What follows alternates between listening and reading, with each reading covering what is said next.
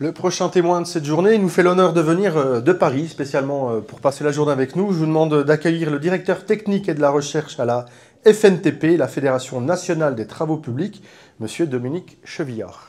Alors, oui, dans l'idée. Tac.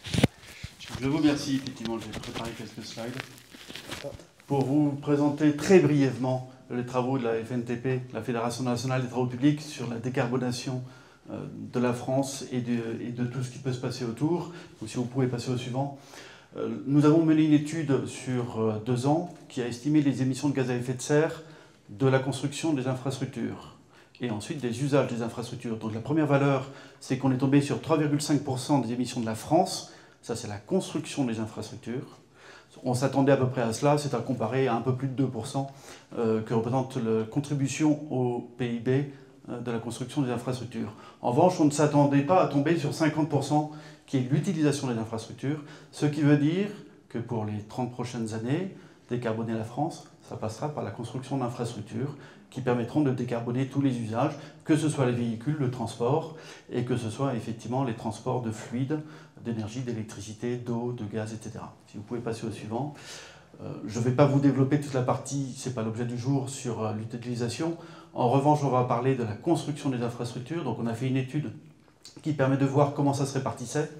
On est tombé sur un peu plus de 60% qui est l'utilisation des matériaux, donc le ciment, les aciers, tous ces matériaux comme cela. Et plus important pour aujourd'hui, on est tombé sur 25% environ qui sont les carburants dans la construction des infrastructures. Donc on a imaginé, soyez tranquille, c'est le dernier slide, hein. On a imaginé à partir de cela comment on allait pouvoir décarboner l'acte de construire. Et nous travaillons longuement, il y a plusieurs personnes qui participent ici à ces groupes de travail, comment décarboner les engins et les véhicules.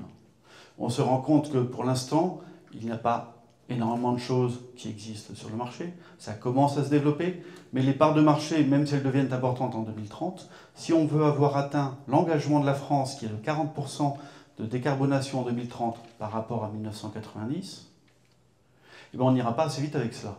Et c'est pour cela que nous croyons beaucoup à des solutions telles que vous le proposez, M. Chevènement, parce que ça nous permet d'avancer plus rapidement, de remettre en état, et j'ai beaucoup aimé, M. Martin, votre argument sur, en plus, ça proroge la vie des engins et des véhicules, donc c'est encore plus green qu'on ne pouvait le penser au départ.